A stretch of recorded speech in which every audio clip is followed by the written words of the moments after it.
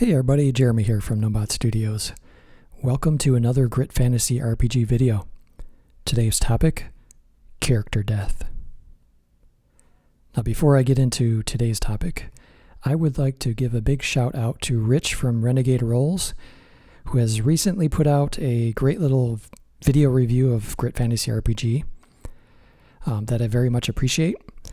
Rich is putting together all these really high quality RPG videos that you should really check out. He's a true enthusiast, super nice guy. He's got his own Discord channel also that you can join in on, and there's all kinds of great gaming related conversation going on there, and there's also multiple games of different types being run through that Discord channel. So go check that out. And I will leave a link below to his YouTube channel where you can hook up with those awesome videos. So thanks again, Rich, for doing that little review of Grit Fantasy RPG. I really appreciate it. Okay, so I am going to get into today's topic, which is character death. Now, after going through my notes, I realized that I might have enough material for 2 videos. So I think I may, at one point, do a second video on character death that kind of delves into other systems and how they deal with character death mechanically, and also maybe getting some GM's perspectives on things and see how other GMs deal with character death in like a homebrew situation in their games. But today I will be talking about Grit Fantasy RPG and how character death kind of works with that. So, characters are involved in a dangerous business, right? I mean, they're delving into dungeons, hunting terrible monsters, roaming the perilous wilds. These exploits can be deadly, and that is something that I wanted to embrace with Grit Fantasy RPG. I mean, the title of the game is Grit, right? I mean, there should be some grittiness to it. So I wanted to make character death not something that is driven by the GM, like to, try to get the characters, right? But this is just something that is built into the game that, character death can possibly happen and will happen occasionally. Depending on dice rolls and how things go. And so when I was first kind of developing Grit, I started in at more of like a death save roll type thing. So like if you hit 0 Grit, which Grit is health points or hit points, for those who don't know, you would do this death save, which kind of harkens back, to the D&D days. And also some ICRPG similar. And what I found was it just was a bit empty and just felt too mechanical and not narrative enough and not fun enough or rewarding enough if death can be considered rewarding. So I started kind of working on some ideas, and I came up with a system that has worked pretty well for it. Now, I have to say that I haven't had a lot of characters die in the games that I've run, but there have been some. And with these rules, it's been pretty dramatic and fun, actually. I don't think there's been a time where the rules have really not felt right or fair, or that didn't produce some kind of dramatic final event for the character. So, as always, I'm going to go to the left-hand side here and get into the rule book. And we are going to get into the core rules here on page 12. And this is at the bottom. So it's just under reaching 0 Grit. So the first time a PC, which is a player character, the first time PC's Grit is reduced to 0, the player must immediately choose between going out in a blaze of glory or receiving a second chance. So you have 2 choices when this happens, and it happens immediately. Monsters and NPCs do not get this choice. When they hit 0 Grit, they are dead. Unless the GM has some kind of plans for maybe a boss villain or a main monster or something. But generally speaking, monsters and NPCs do not get this choice. Okay, so like I said before, grit is kind of more gritty. So characters only have 10 grit, and they cannot go beyond that. And so that keeps the power level kind of contained. It also just keeps it a little more deadly. Now there are things like armor and shields and some artifacts that will help with that. But you're going to find yourself, if you're running games, coming into this situation where a character reaches 0 grit. Okay, so the first choice is Blaze of Glory. And this is the most dramatic one and probably the one that most people choose. But this is all situational. So the rule there is the player describes one final action of incredible heroism. It is resolved without a roll and is considered a natural 12. If a focus die is available and can be used, it is added at maximum value. After going out in a blaze of glory, the character permanently dies. So what this does is, as soon as this interaction, attack, counterattack type thing happens when the character reaches 0 grit, as soon as that happens, this blaze of glory kicks in if it's chosen. And so it's this action is just a natural 12 roll, and if they have a focus die, let's say it's a D8, 8 is added, and so you have 20 for that roll. So you can put together some really great, cool moments as a player for your character for this final thing. And that can work out in a few different ways. Like you could make a final attack, right? Like do this massive damage, and sometimes that'll take out the boss monster at the end, or do some serious damage enough where the other players or characters can take out that final monster. Another thing you could do also is maybe do some kind of save, like for another ally, another character. It's like you save them from falling off the edge of a cliff or something, and then they in turn can finish the scene. So that's another heroic thing that can happen. And another thing that I've seen is that a character can like pass off an item to another character that could be clutch in that moment. Okay. So there are just a number of ideas that can happen right on the fly that can produce these really cool results when a character dies. Another thing too to keep in mind is that there are some lineages that allow multiple uses of focus dice. So like, for instance, the giant, their ability allows them to use any number of focus dice when making a might roll. So in this case, if a giant takes a blaze of glory, they can technically use all 3 focus dice if they have them in addition, with this blaze of glory. So it could be just a massive final attack. Okay. So keep that in mind. I think there's the elf that has command like that, and there's the stoutling that has prowess like that. So that's just another thing to consider. So the second choice is choosing a second chance.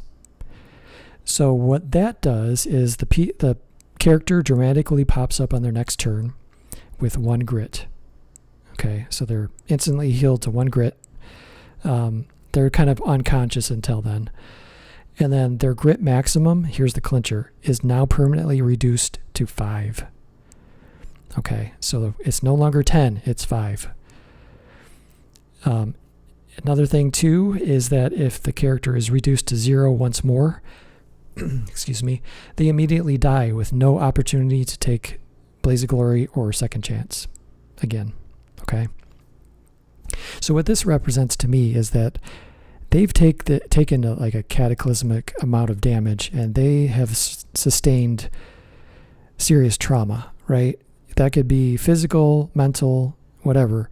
Maybe they have an arm lopped off, or maybe they're blind, or Maybe they just have this mental trauma from being burned out mentally from a vine witch or something.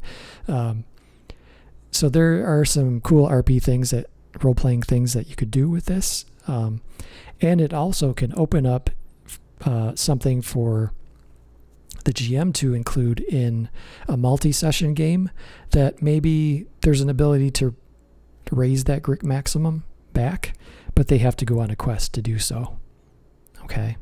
So it's not set in stone, but what that 5 maximum does is it gets you through the rest of the scenario or session with 5.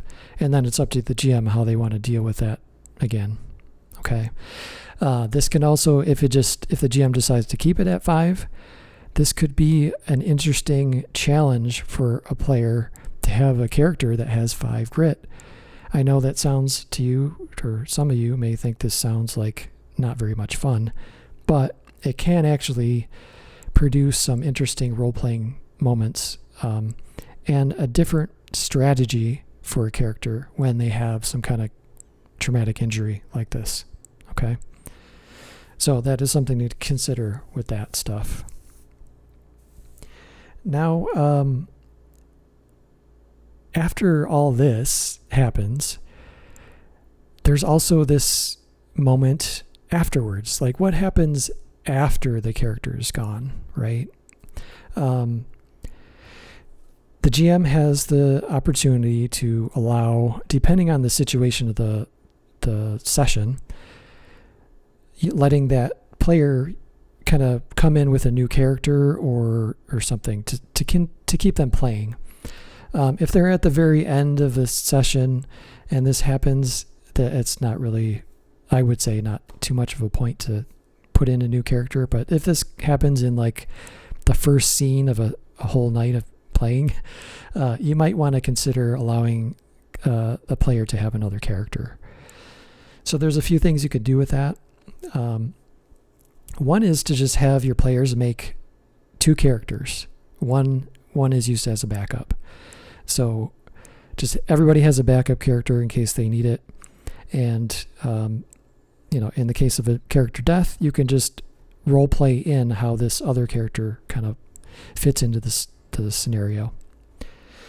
Another thing you can have is, as a GM, you could have just some extra characters made. And those could be, just maybe 2 or 3 characters, just as a backup in case you need it. Build them like a normal character. Maybe you could just even randomly roll them, because that's possible with grit. And I would say another thing you could do would just be to use an NPC. And maybe there's an NPC that was already in the game that you could just thematically kind of drop into the scene and let the player use that NPC. With that, I would say just leave the NPC at a 0, 10, 1 stat block. So it's just a basic NPC, nothing special. If you're going the NPC route, and again, they don't have focus dice really. So, but anyway, another thing I wanted to add too with the if a new character is introduced, don't let them start with full focus dice. Let them start with whatever they had left with their old one, just to keep it balanced, right? So they're not coming in with a fresh new character with full focus dice. If they had only one focus die left when their last character died, just start them in with that same focus die. Okay, just to keep it balanced. Another issue that could possibly come up would be like looting the old PC or the PC that passed away. Not usually an issue, but if you do have kind of problems with that, or you're sensitive to that as a GM, I did put in the book in the optional rules section at the very bottom on page 47. Like rule number 1, allow only a single random item to be taken from the fallen ally. So this kind of gets away from everybody just taking all their stuff and having a bunch of loot, or having a new character join in and looting the last character and having now 2 full sets of gear, right? Another thing you can add, which is rule number 2, is just not to let the affected player or the new character loot the old dead PC at all. Okay, so it'd be just like loot given to the characters that are in the scene, who have survived, and not the character that has passed away or the new character that's been pulled in. But that is going to be rare. Just thought I'd mention it. And then with this, there's just really only one thing I wanted to add, and that is there are several artifacts that can be triggered by character death. So I want to bring those up too, because that is kind of an interesting thing. I'm going to go into the loot section. And first one, I'm just going to go over a few. But the first one is called the Death Clap Shard. And that is number 1 on the list here on page 122. And so this is a single-use item, requires a command roll. And it reads like this: you are instantly and permanently vaporized and cannot go out in a blaze of glory or receive a second chance. However, all other PCs heal to maximum grit. So this is relating to character death, right? But basically this just kills your character, but heals everyone else.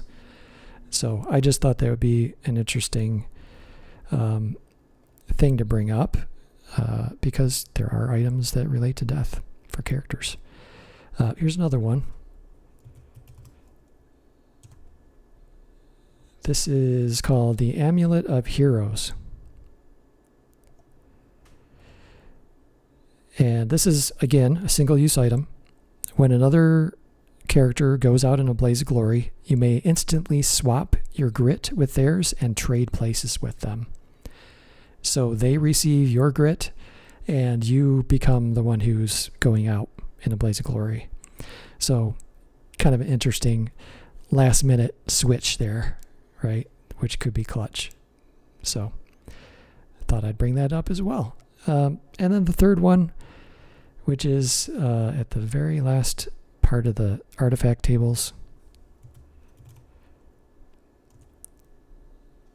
it's in the weird and bizarre artifacts, which I love, is the Infernal Detonator. So there's a couple more. These are just 3 of them. So this is a single-use item as well. So when going out in a blaze of glory,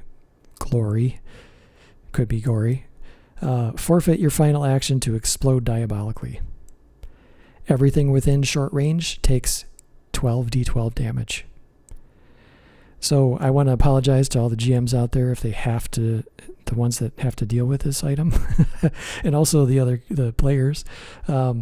This could be deadly. This could be dangerous and be a catastrophic final moment for everyone. But hey, it's in the weird and bizarre loot table, so there you go. So that is all that I wanted to cover with character death, and I know there's just a lot more to talk about with it. And like I said, this could warrant a second video, but I just wanted to go through some things relating to Grit Fantasy RPG specifically. So there you have it. That's character death in Grit Fantasy RPG. If you have any comments or questions, please do that in the comments below. I'd be happy to hear from you, and I will respond. And hey, take care of yourselves. I hope you're out there gaming, and hope you're getting some dice rolled out there. So anyway, until next time, take care and peace out.